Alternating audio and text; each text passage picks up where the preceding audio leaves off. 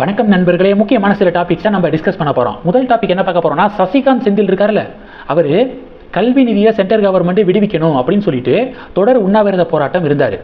இடையில அவருக்கு முடியாமல் போய் ஹாஸ்பிட்டலில் அட்மிட் பண்ணாங்க. ஹாஸ்பிட்டலில் இருந்தவாறே தன்னுடைய உண்ணாவிரத போராட்டத்தை தொடர்கிறார் அப்படின்னு தமிழக மீடியாக்கள் சொன்னாங்க. ஹாஸ்பிட்டல் போனதுக்கப்புறம் தான் ட்ரிப்பு போட்டுருவாங்களே, ட்ரிப்பு போட்டால் அந்த ஹெல்த்துக்கு தேவையான விஷயங்கள்லாம் வந்துடுமே, எனர்ஜி கிடச்சிருமே, அப்புறம் எப்படி அது உண்ணாவிரதம் ஆகும் அப்படின்னு சொல்லிட்டு கமெண்ட் செக்ஷனில் சில பேர் கேள்விகள் எழுப்பினாங்க. சசிகாந்த் செந்திலுடைய உண்ணாவிரதத்தை கைவிடணும் அப்படின்னு சொல்லிட்டு காங்கிரஸுடைய தலைவர் செல்வ பெருந்தகை டிமாண்டை முன் வச்சார். பீகாரில் ராகுல் காந்தி யாத்திரை போய்க்கு இருக்காரு. ஸோ அதை மடைமாற்றுவதற்காக இப்படிப்பட்ட ஒரு உண்ணாவிரதமா, உடனே உண்ணாவிரதத்தை முடிச்சுக்கோங்க அப்படின்னு சொல்லிட்டு செல்வ பெருந்தகை கருத்து தெரிவித்தார். அப்போது சசிகாந்த் செந்தில் உண்ணாவிரதம் இருக்கிறது பாஜகவுக்கு பிடிக்குதோ இல்லையோ, முதல்ல காங்கிரஸுடைய தலைவர் செல்வ பெருந்தகைக்கே பிடிக்கல அப்படிங்கிறதான் இங்கே ஹைலைட்டான ஒரு டிபேட்டு.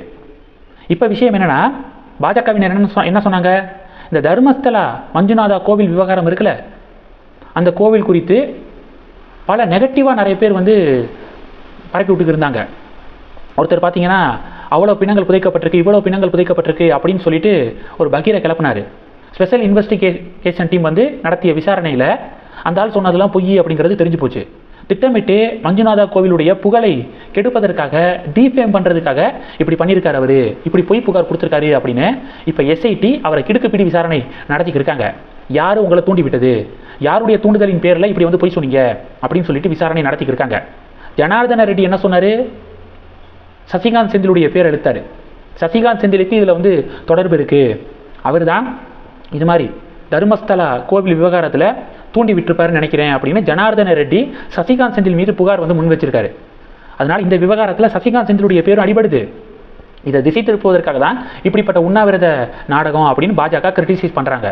சசிகாந்த் செந்தில் இருக்கார்ல, அவர் ரிசைன் பண்ணுறதுக்கு முன்னாடி, தன்னுடைய பணியை ரிசைன் பண்ணுறதுக்கு முன்னாடி இந்த தர்மஸ்தலா கோவில் இருக்கக்கூடிய தட்சிண கன்னடா மாவட்டத்தில் தான் டிசியாக இருந்தார் அப்படின்னு சொல்லிட்டு இப்போ பாஜகவினர் குறிப்பிடுறாங்க.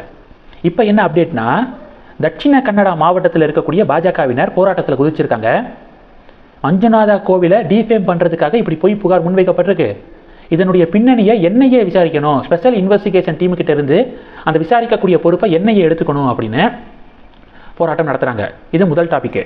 ரெண்டாவது டாபிக் என்ன பார்க்க போகிறோன்னா, பொறுப்பு டிஜிபியாக வெங்கட்ராமன் அவர்கள் பதவி ஏற்றுக்கிட்டார்ல, எப்படி பொறுப்பு டிஜிபி அப்பாயிண்ட் பண்ணலாம்?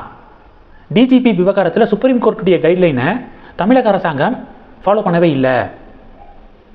ஒரு சட்டம் ஒழுங்கு டிஜிபி எப்படி செலக்ட் பண்ணணும்? இப்போ இருக்கக்கூடிய டிஜிபியுடைய பதவிக்காலம் முடிகிறதுக்கு ஒரு 6 மாதத்துக்கு முன்னாடியே அடுத்து அந்த பதவிக்கு தகுதியான நபர்கள் யார் அப்படிங்கிற லிஸ்ட்டை கவர்மெண்ட்டு, ஸ்டேட் கவர்மெண்ட்டு யூபிஎஸ்சிக்கு அனுப்பணும். யூபிஎஸ்சி அதை கன்சிடர் பண்ணி 3 பேரை ஸ்டேட் கவர்மெண்ட்டுக்கு அனுப்புவாங்க.